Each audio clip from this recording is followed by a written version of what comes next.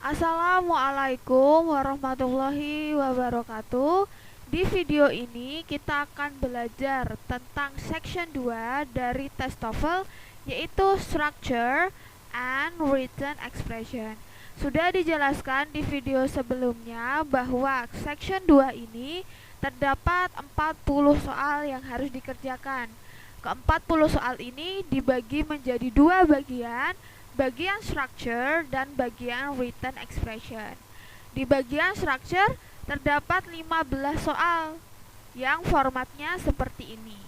Jadi nanti teman-teman akan disuruh untuk membaca satu kalimat lengkap di setiap nomornya, tetapi kalimat ini terdapat sesuatu yang dihilangkan. Ada kata atau sekelompok kata yang dihilangkan. Kemudian teman-teman disuruh mencari pilihan jawaban yang sesuai dan benar untuk melengkapi bagian yang hilang ini.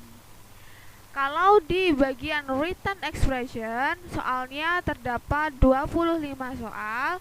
Di sini teman-teman akan diminta untuk membaca satu kalimat, dan kalimatnya ini lengkap, tidak ada bagian yang hilang di setiap nomornya. Tetapi nanti terdapat kata atau sekelompok kata yang digarisbawahi ini. Nah, kita pilih kata atau sekelompok kata yang salah secara gramatikalnya. Jadi kalau di bagian structure, kita diminta untuk memilih jawaban yang benar untuk melengkapi bagian yang hilang.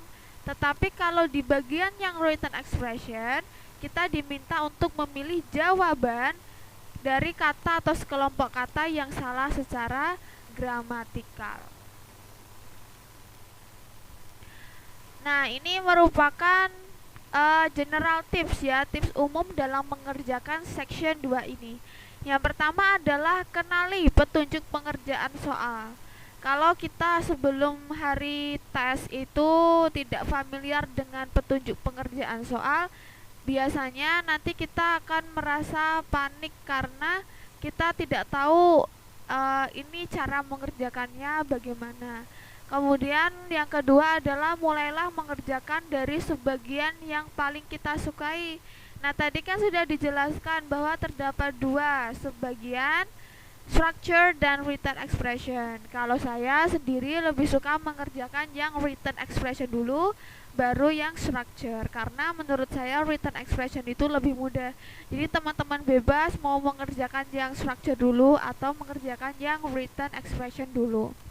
Kemudian jangan meninggalkan jawaban yang kosong, karena walaupun kita tidak tahu jawabannya terus kita menjawab salah, itu tidak ada pengurangan nilai. Jadi kalau kita tidak tahu jawabannya apa, jawab saja kira-kira itu yang jawaban yang mendekati apa. Karena kalau jawabannya kosong, nanti itu dianggapnya pasti salah. Kalau kita menjawabnya sembarang, kemungkinan 25% bisa benar.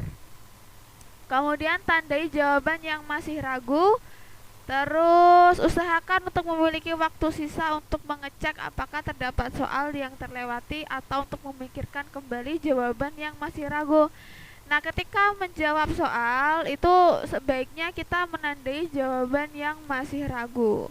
Kalau kita menemukan soal yang susah dan itu butuh memikirkan waktu sekian menit, dan nanti supaya tidak menghabiskan waktu, itu ditinggal saja tapi ditandai dulu. Kemudian nanti kalau kita masih punya waktu sisa, kita kembali lagi untuk memikirkan jawaban dari soal yang sudah kita tandai tersebut.